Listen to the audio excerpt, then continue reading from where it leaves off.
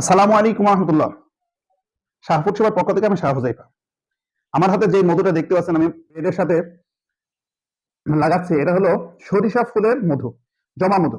আর সরিষা ফুলের মধু জমে যায়, এটা আপনারা সকলেই কম বেশি জানেন। কারণ হলো এই মধ্যে প্রচুর পরিমাণে গ্লুকোজ থাকে, আর গ্লুকোজ আমাদের স্বাস্থ্যের জন্য খুবই উপকারী।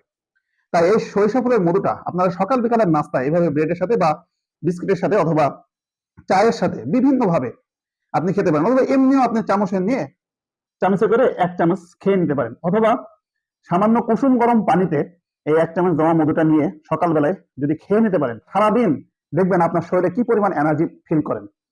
এবং বাচ্চাদেরকে বিভিন্ন জেলি, কেমিক্যাল যুক্ত জেলিগুলো না দিয়ে বাটার বিভিন্ন কিছু খেয়ে থাকেন, এইগুলো বাদ দিয়ে যদি সরাসরি আল্লাহ তাআলার প্রাকৃতিক এই খাদ্যটা তাদের খাবারে অ্যাড করতে পারেন, তাদের নাস্তায় অ্যাড করতে পারেন, তাহলে তাদের যে কি উপকার হবে আপনি নিজেই বুঝতে পারবেন। আর মধু খেলে যে উপকার হয় এটা আপনার সকলেই জানেন। তাই আমরা একে নাম দিয়েছি হানি বাটার।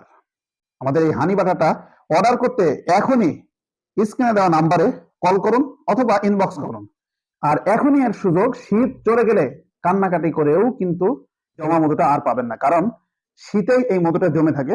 শীতটা চলে গেলেই এই মধুটা আবার লিকুইড হয়ে যাবে। দেখে আমি খেয়ে দিই কেমন লাগে। টেস্ট টেস্ট আপনার কি মনে চায় না একবার হলেও এই টেস্টটা গ্রহণ করি?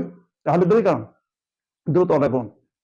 ভালো খান, সুস্থ থাকুন, শাহপুর সেবার সাথে থাকুন। শুকরান, আলহামদুলিল্লাহ। আসসালামু আলাইকুম ওয়া রাহমাতুল্লাহ।